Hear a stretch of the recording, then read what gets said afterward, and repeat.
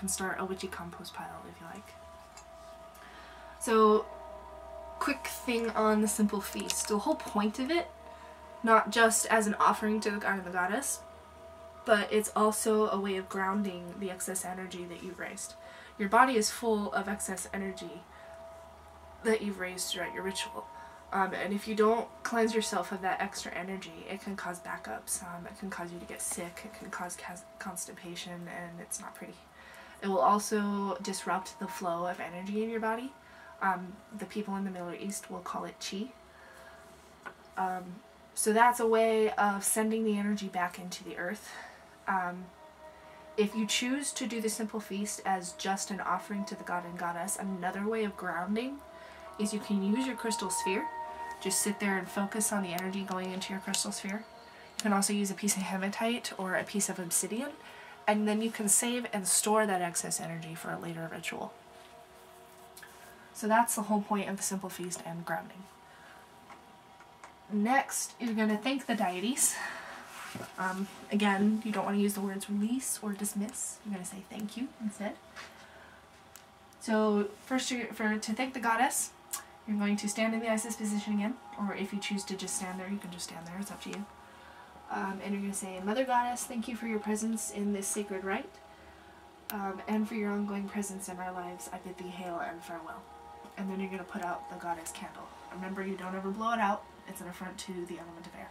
So you're going to, for me, I just wet my fingers. Actually, I'll just use the water here. And you're going to put it out. You can use a snifter if you want to. A snifter is that bell-shaped thing on a stick or a rod, and just put it over the candle.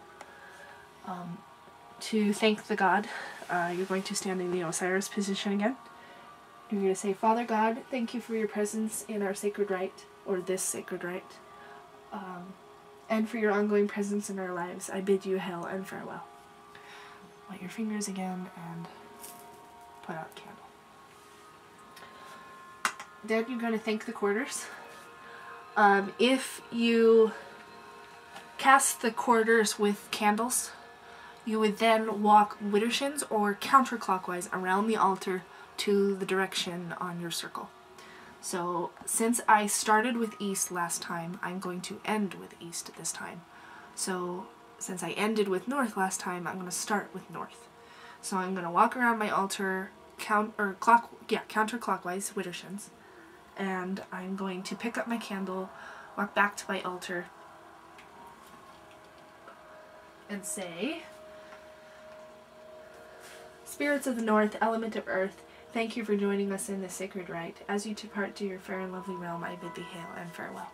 And then put out the candle if I had a candle. If you use the element itself, you would just go around widdershins, around the altar, pick it up and come back to your altar, say your little saying, and then just set it back down.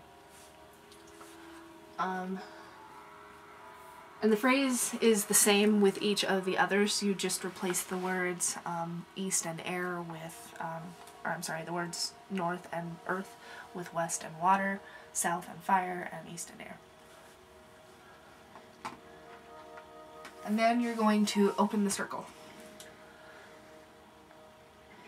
Okay, with that, if you have any additional candles that you may have lit, like if you decided to draw your circle with just plain candles, or if you have additional candles to light your altar, you would have lit them at the same time you lit your spirit candle.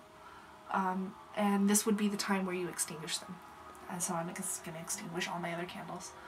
And then you're going to say, now the rite has ended, we have returned to ordinary space and time. The circle is open, but never broken. Merry meet, merry part, and merry meet again. Then you extinguish the incense. Actually, you could probably extinguish the incense when you thank the element of air. It's up to you, or you can wait. And then you would then put out your spirit candle. Some traditions will actually have you take the athame and cut a doorway in your circle. Like if you drew your circle with a ribbon or a string, you would go and cut it.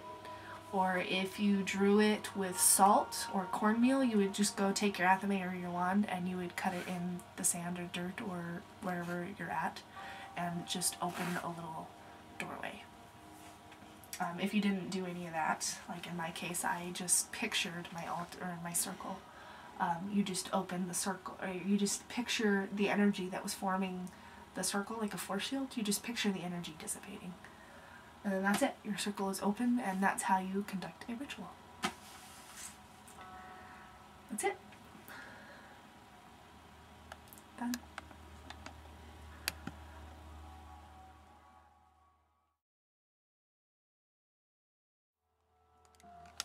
Oh, thank you.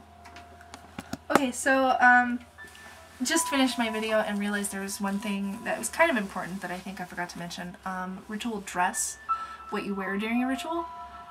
It's really up to you. I mean, there's many different ways. Most websites or books would say preferably loose clothing, like a robe of some kind. You could even take a large sarong thing and just kind of wrap it yourself like a sarong. You could even go skyclad. Some people prefer skyclad because that's the body or birthday suit that you were born with. So to some people it's a lot more natural that way. But the general consensus is something loose, something where air can come in and touch your skin. Basically, people wear the loose clothing like if they got neighbors that they don't want to offend or something like that. But yeah, that's the whole point for the loose clothing or going skyclad, is the whole idea that the air touches your body. And so that is it. I think that covers everything in ritual. I just wanted to add that little bit at the end. So, hope you enjoy it.